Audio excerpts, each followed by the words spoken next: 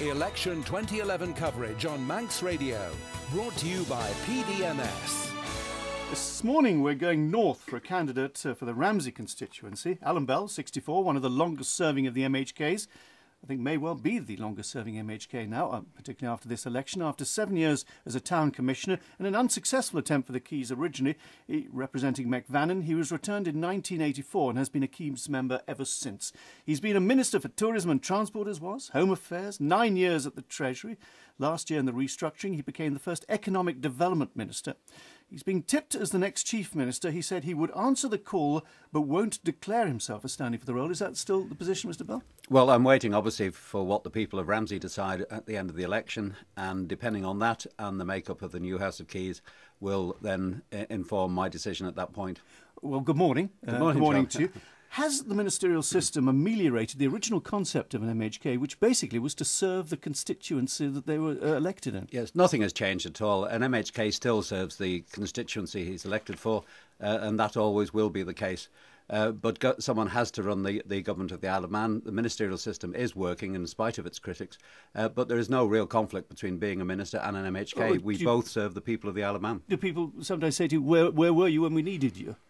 Well, I think most ministers are always available when they're needed, but clearly there are times when national affairs have to take priority, when crises arrive, and that will always be the case. And certainly going ahead, perhaps those times might be more frequent. You've been sitting around the Council of Ministers table for some considerable time now. 10 years ago, your manifesto stated the Isle of Man has prospered over the last 5 years. Did the government prepare thoroughly enough for what's happened since then? Yes, I think so. The work we've put in over the last 20 years, in fact, has been quite comprehensive and was, in fact, part of the original Prosperous and Caring Society strategy that was drawn up in 1986.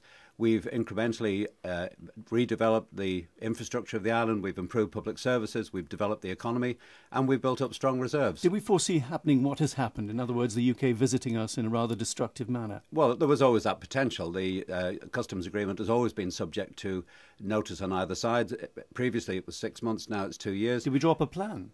Well, we haven't had a specific plan for it, but clearly we have been building up reserves in anticipation of crises which might arrive. There is a problem now, but we will, I think, together come through this. We will be able to rebalance the budget, we will re-energise the economy, and we will replenish those funds. The Reciprocal Health Agreement, admittedly losing the Reciprocal Agreement would have saved the government cash, but wasn't that a bad misreading of the mood of the people? I think it went down badly with the people, but it needs to be understood that this decision was made in the United Kingdom. It wasn't made by the Council of Ministers.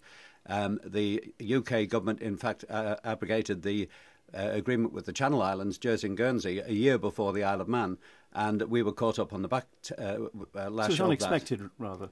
Sorry? It was unexpected, was it? It was at the time, but when we were told about it, we were told it was most definitely the end of the agreement. UK were not prepared to negotiate, and really it was only the change of minister that ultimately enabled negotiations to start again and to get the positive outcome. Let's move to Ramsey. After the experience of Peel and Douglas, Ramsey's missed out badly on not having a marina, hasn't it?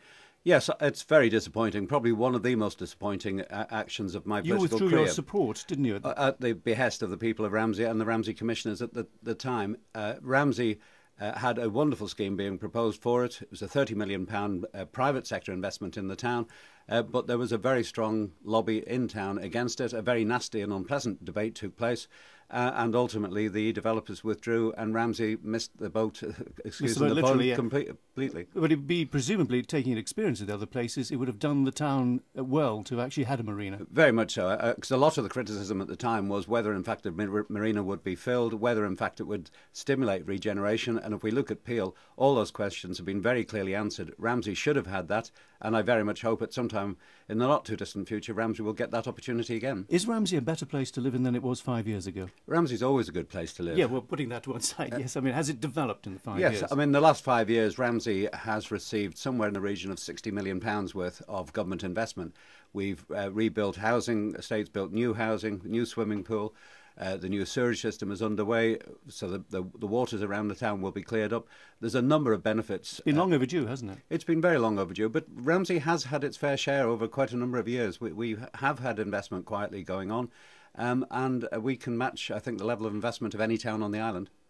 If you woke up as Chief Minister in October, Would that dismay you at all, or would you look forward to that?